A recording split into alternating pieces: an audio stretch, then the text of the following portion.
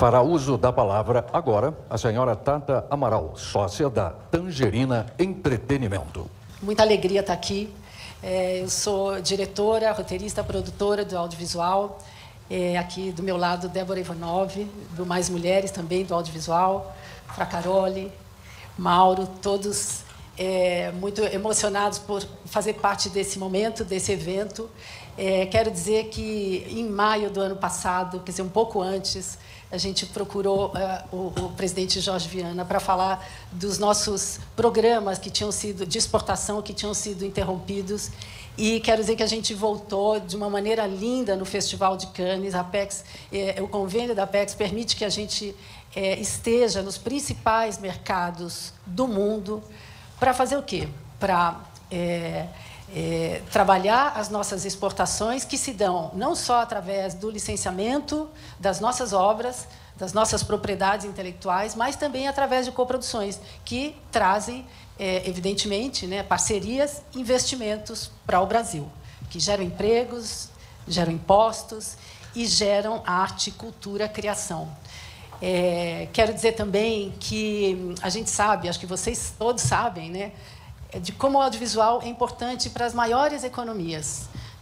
Uma grande economia exportadora de audiovisual é a economia estadunidense, e existe a mítica de que um representante da MPA tinha o seu gabinete ao lado dos presidentes da República ao longo dos anos, percebendo a importância desse mercado audiovisual em todos os sentidos, mas principalmente não só no mercado interno estadunidense, mas também no mercado externo, criando leis protecionistas a eles e predadoras aos demais países.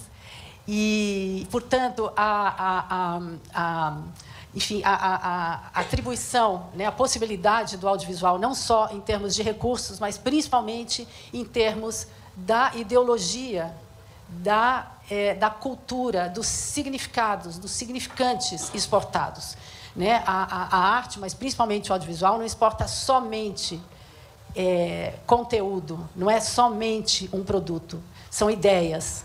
Ministro Fernando Haddad, o presidente Lula, tenho certeza que os senhores ministros Alckmin e Fávaro, todos pactuam da percepção da importância do nosso audiovisual. A gente está crescendo, tem condições de crescer muito mais através desses programas que a Apex proporciona e dos acordos internacionais bilaterais, que também são acordos de produção.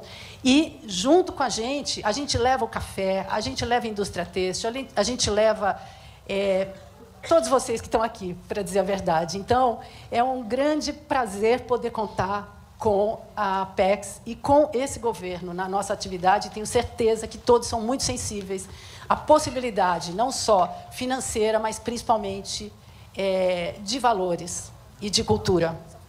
O soft power. Obrigada. Eu tinha dito que eu não ia falar. Mas apenas um lembrete para vocês. É importante que a gente faça uma reflexão do que está acontecendo no Brasil. O país é o mesmo.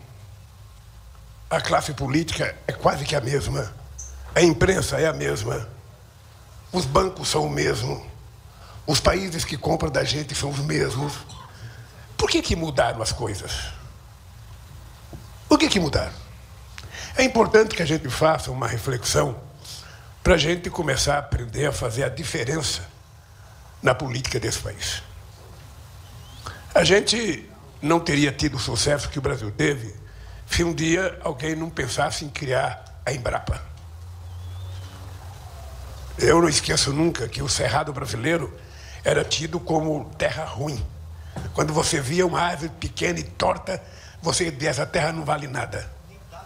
A tecnologia provou ao contrário, que tem solução. E com o manejo da terra, o cerrado se tornou uma coisa extremamente produtiva.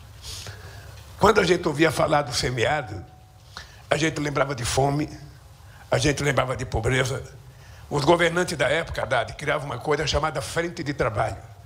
A última frente de trabalho criada se pagava R$30 por mês.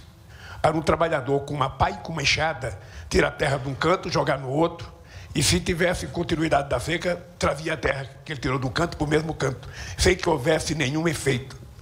Se tentava construir a transposição do Rio São Francisco desde 1846, e a política não deixava fazer a transposição do Rio São Francisco. O Canal do Sertão em Alagoas, com 140 quilômetros, que é uma coisa hoje praticamente terminada, falta apenas um trecho, e outros canais que nós temos que fazer para permitir que a natureza, veja, porque a seca, ela não é responsável pela fome, ela é um fenômeno da natureza. Portanto, a fome é falta de visão política de quem tem a responsabilidade de cuidar disso. Se tem o problema da seca, mas tem sol, se tem o problema da seca, mas tem água, você trata de levar água para aquele lugar que você resolve o problema. Nenhum de vocês imaginava,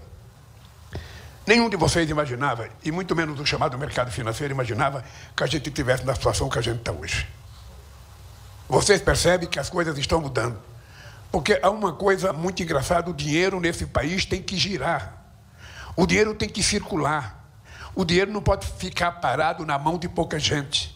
Eu costumo fazer reuniões trimestrais, sabe, com os bancos públicos brasileiros, com a Caixa, com o Banco do Brasil, com o BNDES, com o BNB e com o BASA. E a única coisa que eu quero saber é o seguinte, é qual é a capacidade de investimento de vocês e para quem que vocês estão investindo.